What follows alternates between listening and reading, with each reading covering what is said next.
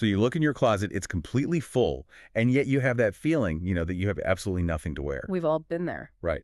But the article we're discussing today, it suggests this isn't just bad shopping. It's something deeper, a Yeah. psychological issue they're calling outsourced judgment. It's a really fascinating concept. The argument is basically that modern men they've stopped making actual decisions about their style. What do you mean? I mean, whether you're chasing some trend on TikTok or dressing like it's 1995, you aren't really choosing. You're letting an algorithm or maybe the past decide for you. Okay, so that puts us in a really strange spot. The mission for this deep dive is to unpack why the article calls this identity fraud. And how to stop treating style as just a vibe and start seeing it as a real learnable skill. To do that, we have to talk about the two main traps the article lays out: fast fashion and nostalgia. Exactly.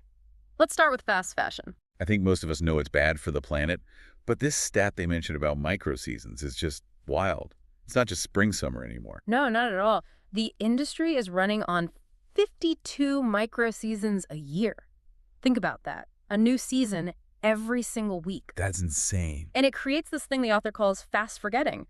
You buy something, maybe wear it once, and its cultural relevance is gone before it even hits the laundry basket. So the clothing just becomes background noise. It's a consumption addiction. But here's the really interesting part.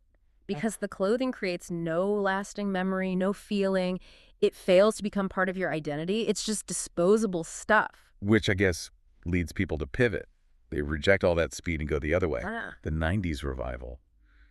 Baggy jeans, old band tees. But the article is surprisingly tough on this. It calls it nostalgia disguised as taste. And that's the identity fraud part. That's the one. But isn't that a little cynical? I mean, why can't it just be an appreciation for a retro look? Oh, it can be, for sure, if it's intentional.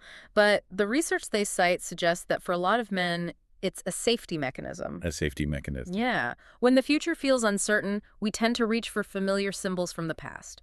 So if you're just wearing a silhouette from 30 years ago without any real context, you're not dressing yourself. You're wearing a costume. You're borrowing an identity because creating your own in the present feels too risky. Precisely. And that lack of ownership, that's what leads us to the core science here, enclothed cognition. Okay, this feels like the real heart of the article.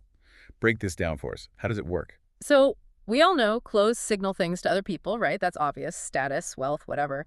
But enclothed cognition is the research showing that what you wear actually changes how you, the wearer, think and behave. Oh, like that study with the lab coat. Exactly that one. People literally paid better attention to a task when they were wearing a doctor's lab coat. So the clothes are hacking your brain. They are.